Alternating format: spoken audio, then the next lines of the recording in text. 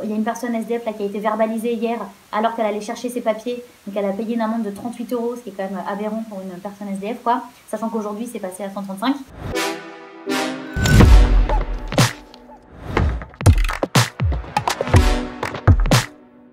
Le fait qu'il n'y ait pas un chat dans les rues, ça change complètement la vie quotidienne des personnes SDF. Là, aujourd'hui, ils sont complètement seuls et surtout, il y en a plein qui n'ont pas accès à l'information et du coup, qui ne comprennent pas ce qui se passe, qui ne comprennent pas pourquoi d'un seul coup, il n'y a plus personne dans les rues.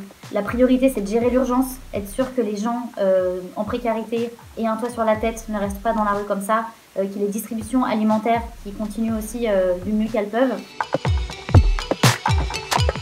Si ces personnes-là, vous les croisez, qui sont en difficulté alimentaire, ce n'est pas dangereux d'aller leur chercher à manger et de leur donner. Il y a un site qui est super bien fait, qui s'appelle Soliguide, qui, en cette période de crise, a répertorié toutes les structures d'aide ouvertes, celles qui ferment, celles qui adaptent leurs horaires, celles qui sont obligées de fermer.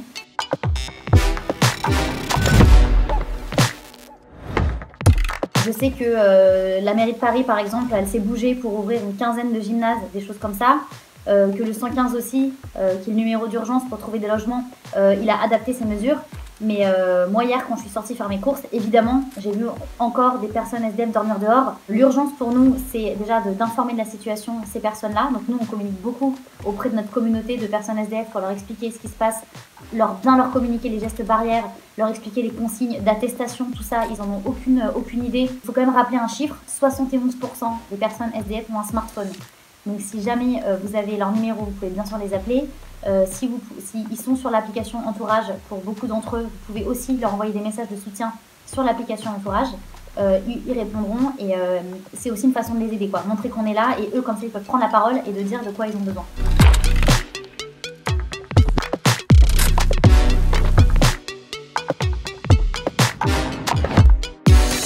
C'est pas interdit d'aller voir les personnes SDF pour justement maintenir le lien et recueillir leurs besoins, à condition de respecter les règles d'hygiène et des gestes barrières, bien sûr. Si vous-même vous êtes en situation de galère ou de précarité, écrivez-nous, vraiment c'est important qu'on entende votre voix et qu'on sache ce qui se passe. Aujourd'hui, le plus simple pour aider, pour résumer, 1. Si vous croisez une personne SDF quand vous allez faire vos courses, il faut lui parler, il faut l'informer de la situation, lui communiquer les gestes barrières et l'orienter. Si elle est en détresse alimentaire, vous pouvez lui apporter de la nourriture, ce n'est pas dangereux, si vous évitez le contact, vous respectez la distance de 1 mètre. Deuxièmement, si vous avez envie d'agir vous-même, que vous êtes en bonne santé, vous pouvez contacter les associations directement dans votre ville, notamment les Restos du Cœur. Et troisièmement, pour maintenir le lien et montrer aux gens que vous êtes présents, n'hésitez pas à aller sur le réseau Entourage, vous pouvez télécharger l'application, elle est gratuite.